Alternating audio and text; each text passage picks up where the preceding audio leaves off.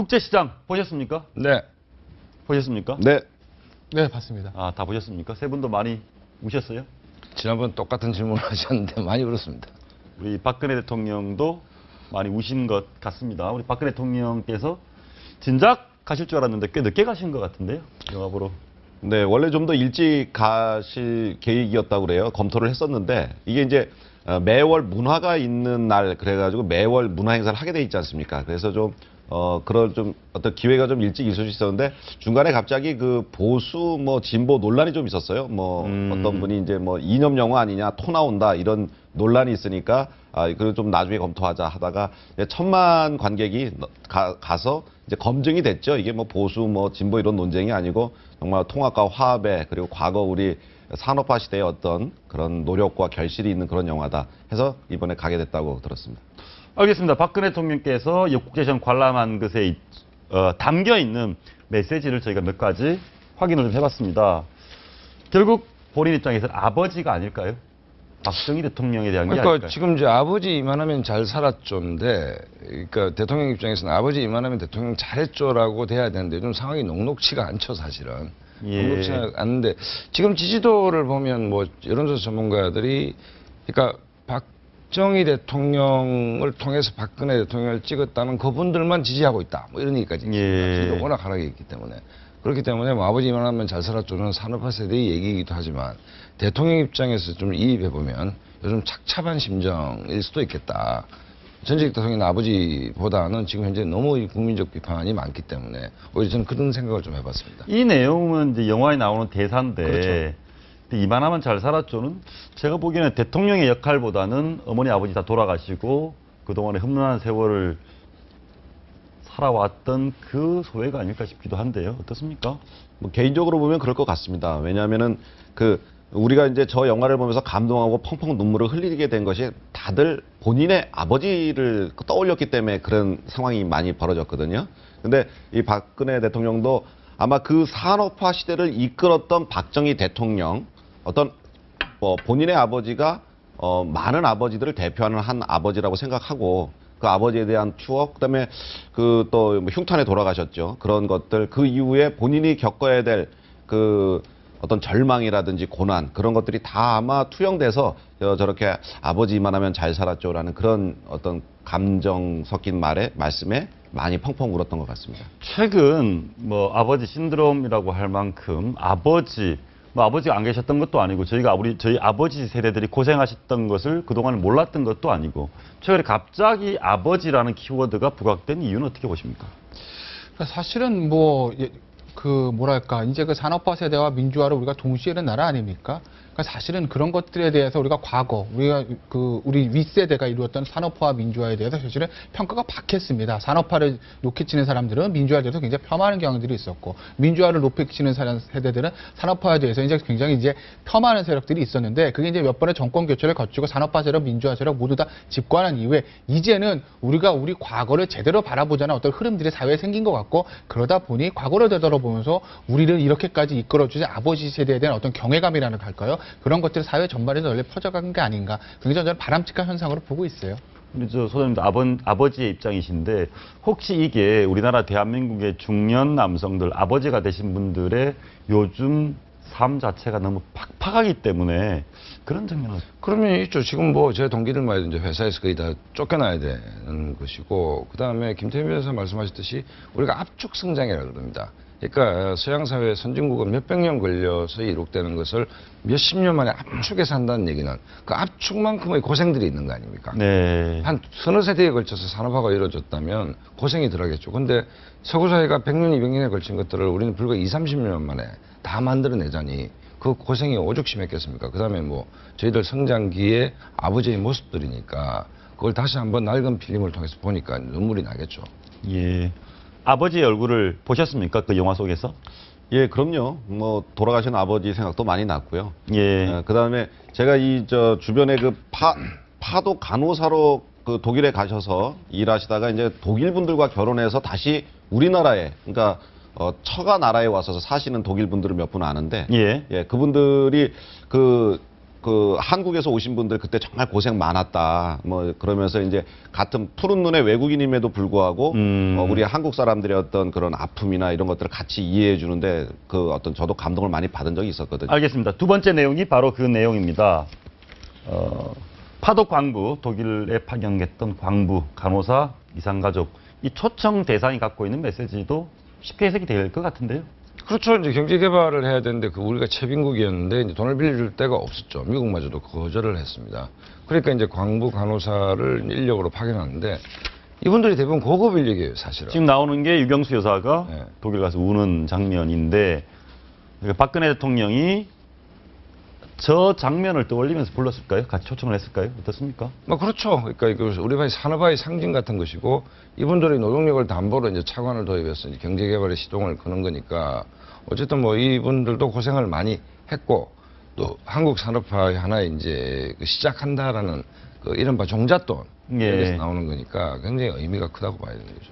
혹시 이런 건 어떻습니까? 박근혜 대통령이 지지율이 떨어져 있는데 아버지 또는 아버지 세대에 고생한 사람들을 이를테면 여기 초대하고 떠올리게 만들어서 본인이 좀 궁지를 벗어나려고 하는 거 아니냐. 그런 측면도 없지 않습니다. 그럼 궁지를 벗어난다기보다는 뭐 정치인의 행보, 대통령의 행보에 그런 정치적 계산이 없다라고 얘기하면 너무 순진한 생각인 것 같고 최근 대통령 상황이 굉장히 어렵죠. 어려운 상황인데 저는 좀 늦었다는 생각이 듭니다. 늦었다. 사실 우리가 지금 이 얘기를 하는 것도 이 프로에서도 그 우리 그렇죠. 국제시장 얘기를 여러 번 했지 않습니까? 이미 1,200만이 들었다 하면 볼 사람 다 봤거든요. 예. 봤는데 최근에 이제 뭐 스탠딩 티타임을 한다든지 소통을 강화하려는 뭐 노력 속에서 이제 나오는데 아까 이영수 평론가가 처음엔 논란이 있었기 때문에 자꾸 이렇게 눈치를 보고 스텝을 하기보다는 과감하게 문화행보를 하면 된다라고 봤기 때문에 오늘 사실 우리가 서너 번씩 반복하는 주제를 또 얘기하고 있지 않습니까? 영화 보는 타이밍도 저는 좀 늦었다라고 보지만 어쨌든 뭐 산업화 세대의 추억을 환기하면서 뭔가 위기 국면을 탈출하려는 어떤 뭐 계기로 생각했을 수도 있겠다 이런 생각이 듭니다. 알겠습니다. 그 유경수 여사께서 그때 당시에 이제 손수건으로 눈물을 훔치는 그 장면이 이제 많은 이제 감동을 주었죠. 저 사람 우리 국민들한테. 근데 그 당시 저 행사장이 나중에는 아주 뭐 펑펑 우는 전부 다 울음바다가 되었었다고 그러더라고요. 그 현장에 갔다 오셨던 선배님한테 들었는데 아주 펑펑 울고 그래서 이제 어떤 국가 지도자로서 어떤 우리 국민들이 타국 땅에 와서 이렇게 고생을 한다. 대통령이나 영부인이 그런 마음들을 굉장히 간절하게 느꼈기 때문에 저렇게 펑펑 울었던 것이 아닌가. 그래서 저 장면들이 사실 우리한테 또 다시 시사하는 바가 있지 않나 그렇게 생각합니다. 두 장면이 시사하는 바가 국민들이 펑펑 울었죠. 그다음에 간호사 광부도 펑펑 울었습니다. 대통령도 울고 영부인도 울었습니다. 지금 대통령도 저렇게 좀 국민들을 울릴 수 있는 함께할 수 있으면 좋겠다는 것을 대통령께서 좀 절실히 깨달았으면 좋겠다. 결국 소통입니다. 예, 알겠습니다. 다음은 좀 다른 내용입니다. 상업 영화 가운데 최초의 표준 근로 계약. 이게 뭡니까? 이제 국제시장 영화가 이제 좋은 소리만 듣다 보니까 계속 이제 좋은 얘기들만 나오는 거예요. 예. 저들로도 굉장히 이제 칭찬을 많이 받았던 거죠. 왜냐면 사실은 그 영화에 보면은 되게 이제 스태프들이 많고 배우뿐만 아니라 스태프들이 굉장히 많잖아요. 그러니까 처우가 저는 열악하다고 알고 있어요. 예를 들어서 뭐 일당에 10,000원이라고 하면 예를 들어서 전 6시까지 해야 되는데 밤샘 촬영하면 원래는 추가 수당 줘야 되잖아요. 근데 예. 그런 거 안 주고 그냥 막 일을 한다는 얘기들이 많았죠. 굉장히 열악하다.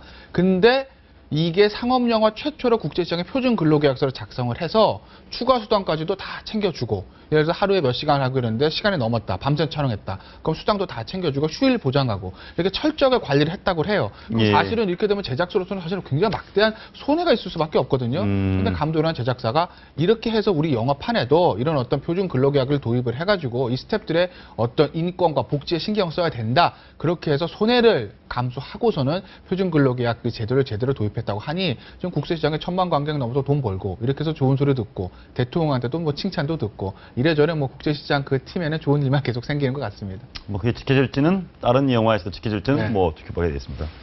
다음 얘기는